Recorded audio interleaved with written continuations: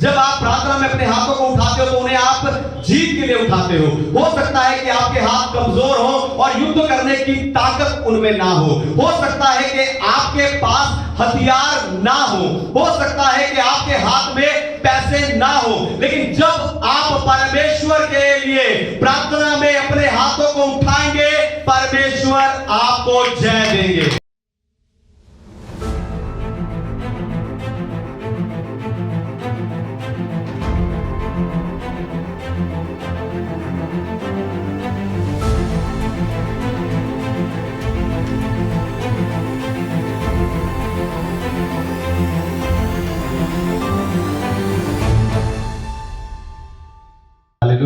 Hallelujah. तो आए आज के वचन में चलें, पवित्र शास्त्र बाइबल से आज का संदेश सुने।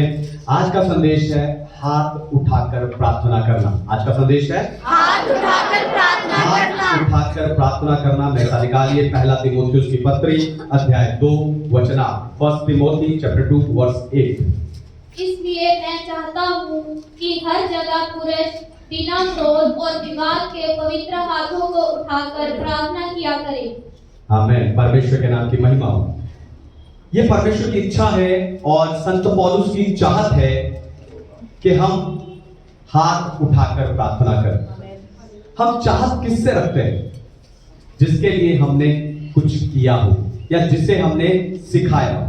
संत पौलुस कहता है कि मैंने तुम्हें इतना सिखाया है, तुम्हें ऐसा बना दिया है कि अब तुम सब जगह पर हाथ उठाकर प्रार्थना कर सकते हो। हालेलुया। फिर प्रार्थना कब और कहां कर सकते हैं? कहीं भी और कभी भी। हालेलुया। प्रार्थना कहीं भी और कभी भी की जा सकती है, क्योंकि परमेश्वर सब जगह है। आप बंद कोठरी में, आप परिवार के साथ, आप खाने की मेज पर, आप चर्च में, आप सफर में प्रार्थना कर सकते हो। यानी आप कहीं भी प्रार्थना कर सकते हो। तो बाइबल कहती है कि हम हाथ उठाकर प्रार्थना करें। आपको बताऊं, जब हम नीचे से कुछ उठाते हैं तो उस समय पर हमारे हाथ ऊपर के समान ही नीचे की ओर जाते हैं, लेकिन राजपदधारी होने के नाते आपको कुछ भी गिरा हुआ, हालेलुया, राजपदधारी होने के नाते आपको कुछ भी गिरा हुआ, कुछ भी फेंका हुआ, कुछ भी वेस्ट उठाना नहीं चाहिए, बल्कि आपको अपने हाथ उठाकर अपने पिता परमेश्वर के राज्य से नया और उत्तम लेना चाहिए। यही बताकर आज मैं आपको उत्साहित करने जा रहा हूं। लेकिन उससे पहले मैं चाहता हूं कि दुनिया भर से जितने विश्वासी फ्रीडम पैशन असेंबली यानी आत्मिक उत्साह की सभा के संदेश को सुनकर जोरदार ताली से बजाएं।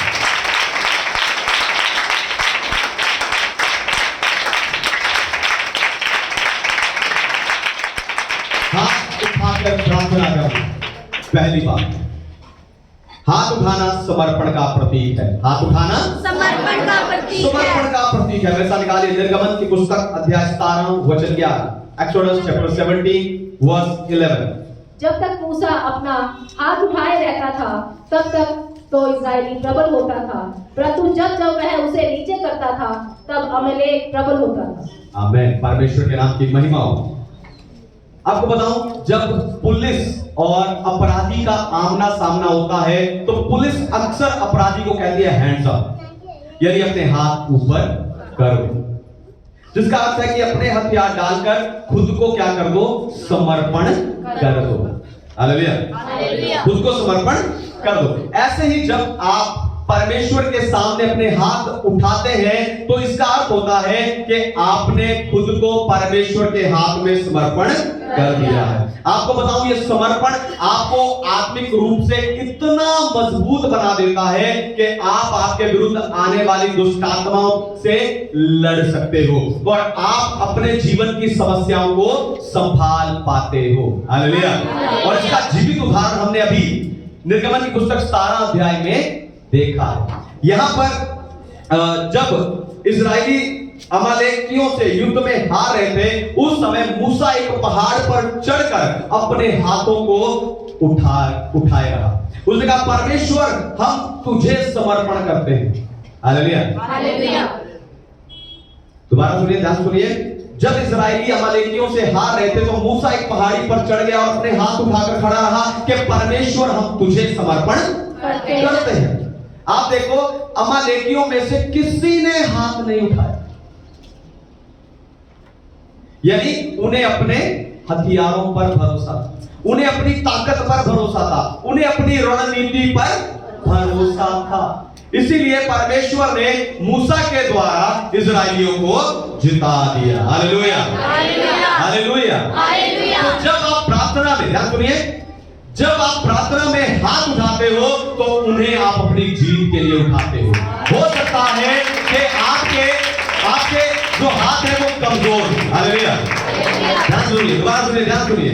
जब आप प्रार्थना में अपने हाथों को उठाते हो तो उन्हें आप जीत के लिए उठाते हो सकता है कि आपके हाथ कमजोर हो और युद्ध करने की ताकत उनमें ना हो सकता है कि आपके पास हथियार ना हो सकता है कि आपके हाथ में पैसे ना हो, लेकिन जब आप परमेश्वर के लिए प्रार्थना में अपने हाथों को उठाएंगे, परमेश्वर आपको जय देंगे, आपको जय देंगे। हाथ उठाना पश्चाताप का प्रतीक है। हाथ उठाना पश्चाताप का प्रतीक है। मेरे साथ निकालिए भजन संहिता अध्याय 26 और वचन 6, Psalm 26 verse 6। मैं अपने हाथों को निर्दोषता के जल से धोऊंगा, तब हे यहोवा मैं तेरी वेदी की प्रदक्षिणा करूंगा। आमीन, परमेश्वर के नाम की महिमा हो। तो ऐसे तो दुनिया में हर कोई गलती, पाप, बुराई कर रहा है और कईयों को अपने किए पर पछतावा भी होता है। पर आपको बताऊं, दुनियावी पछतावा आत्मिक पछतावे से अलग होता है। जैसे यहूदा इस्करियोती ने 30 चांदी के सिक्कों के लिए प्रभु यीशु मसीह को यहूदियों के हाथ में, उसके दुश्मनों के हाथ में पकड़वा दिया। लेकिन बाद में जब उसे अपनी गलती का एहसास हुआ, वो यहूदियों के पास गया, उसने वो सारे सिक्के उनके सामने फेंक दिए और कहा मैंने धर्मी को घात होने के लिए पकड़वा दिया, और उसने जाकर खुद को फांसी लगा दी। आप देखो, पछतावा करने के बाद भी उसे क्षमा नहीं मिली। फांसी लगाने के कारण, फांसी लगाने का पाप, आत्महत्या का पाप करने के कारण वो नरक में गया। यानी दुनियावी पछतावा आत्मिक पछतावे से अलग होता है। दुनियावी लोग पछताते तो हैं, ध्यान सुनिए, दुनियावी लोग पछताते तो हैं पर वो हाथ नहीं उठाते और अपनी बगल के नीचे पाप को दबाकर रखते हैं। लेकिन आत्मिक पछतावे में आपको एहसास होता है कि आपने ये गलती या ये पाप या ये बुराई किसी मनुष्य के विरुद्ध नहीं पर परमेश्वर के विरुद्ध की है और आप पछताते हो। हालेलुया, आप सच्चा पश्चाताप करते हो। Hallelujah, hallelujah. उस समय आप सच्चा पश्चाताप, पर आपको बताऊं, जब आप पश्चाताप करते हो, आपको सिर्फ पश्चाताप नहीं करना, आपको अपना पाप मानकर उसे छोड़ देना है और अपने हाथों को उठाकर परमेश्वर से क्षमा को रिसीव करना है। Hallelujah, hallelujah. तो अगली बार जब आप अपनी गलती के लिए परमेश्वर सामने जाके पश्चाताप करें तो अपने हाथों को उठाना और साथ ही साथ परमेश्वर से क्षमा को रिसीव करना। वो क्षमा जो यहूदा इस्करियोती नहीं पा सका, वो क्षमा जो दुनियावी पछतावे से नहीं मिलती, वो क्षमा आप परमेश्वर से हाथ उठाकर पा सकते हो।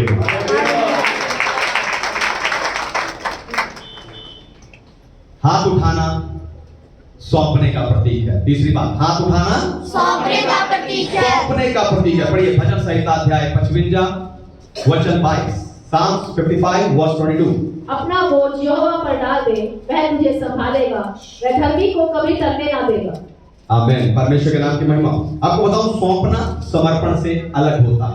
सौंपना समर्पण से अलग होता है। समर्पण से अलग होता है। समर्पण का अर्थ है सरेंडर करना। जैसे एक अपराधी अपने आप को पुलिस के सामने सरेंडर कर देता है, लेकिन सौंपने का अर्थ है गिव ओवर, यानी दे देना, यानी उस पर डाल देना। Hallelujah, hallelujah. यानी उस पर डाल देना। तो आपके जीवन में ऐसी कई बातें होंगी जिससे आपको संभाल पाना मुश्किल हो रहा हो। आपको उन सारी बातों को परमेश्वर को सौंप देना चाहिए। आपको बताऊं, परमेश्वर आपका बोझ लेने के लिए, परमेश्वर आपकी चिंता लेने के लिए हर समय तैयार रहते हैं। हालेलुया। बस आप अपने हाथों को उठाकर अपना सारा बोझ, सारी परेशानियां, सारी चिंताएं उसे दे दो। और जब आप उसे दे दोगे, ध्यान सुनिए, जब आप अपनी सारी परेशानियां, सारी चिंताएं, वो सारी बातें जब आप परमेश्वर को दे दोगे, तब परमेश्वर उन सारी चीजों को सुव्यवस्थित करेगा। हालेलुया। तब परमेश्वर सारी बातों को सुव्यवस्थित करेगा। हालेलुया। पर उस समय हो सकता है कि शैतान आए। जब परमेश्वर चीजों को सुव्यवस्थित कर रहे होंगे, एक स्टेप से दूसरे स्टेप के बीच में गैप होगा, जब परमेश्वर से सुव्यवस्थित कर रहे होंगे, उस समय पर हो सकता है शैतान आए और आकर वापस आपका ध्यान उन बातों की ओर लेकर जाए। उस समय क्या करोगे? ध्यान से सुनिए, आपको शैतान से लड़ने नहीं जाना, पर अपने दोनों हाथ उठाना और कहना, ये मैं परमेश्वर को दे चुका हूं, जाके उससे बात कर। Hallelujah, hallelujah. और शैतान परमेश्वर से पूछने चला जाए, ऐसा हो नहीं सकता। हालेलुया। उसे वहां से भागना पड़ेगा। Hallelujah, hallelujah, hallelujah. आज कुछ बातें आप लोगों को सुनी हुई लग रही है ना, कि ऐसा लग रहा है कुछ बातें मैंने सुनी हुई, इसीलिए उत्साह कम है। आपको कुछ बातें लग रहा है कि सुनी हुई, पर आपको बताऊं, बाइबल में एक पुस्तक है, व्यवस्था विवरण। कौन सी?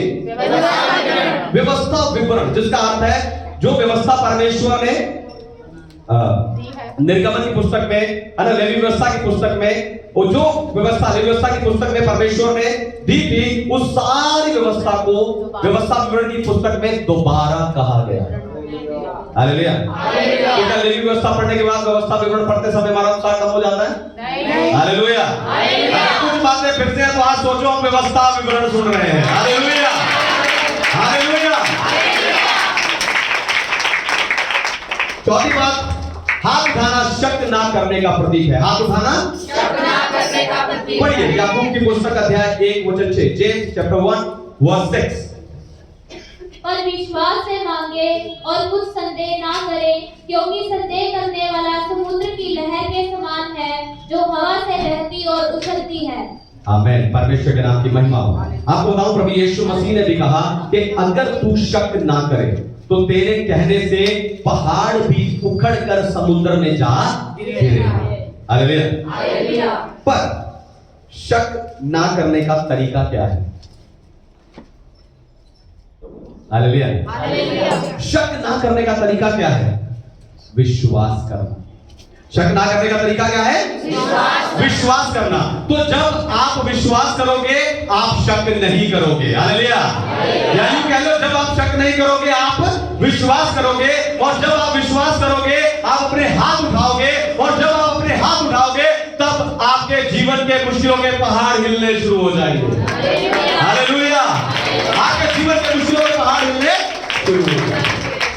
अब हो सकता है आप कहें, हाँ पास्टर जी, मैंने किया था लेकिन कुछ नहीं हुआ।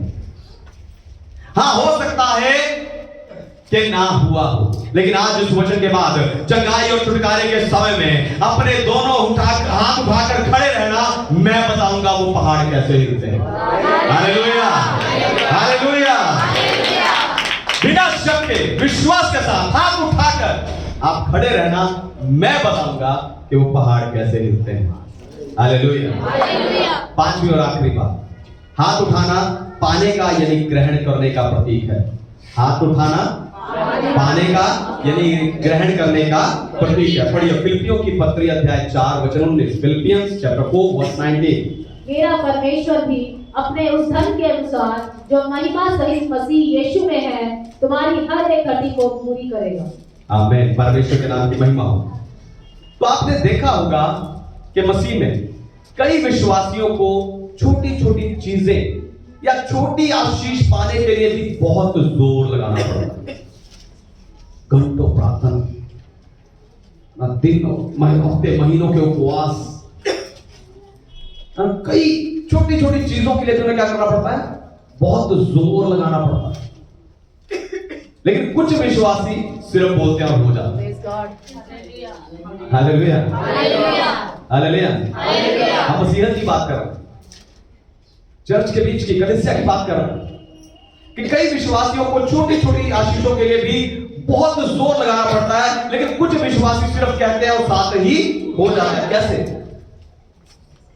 असल में जब आप ये चारों चीजें कर लेते, जो मैंने आपको ऊपर बताई, जब आप ये चारों चीजें कर लेते हो तो आप उस स्थान पर यानी उस लेवल पर पहुंचते हो जहां पर आपको सिर्फ परमेश्वर से रिसीव करना होगा।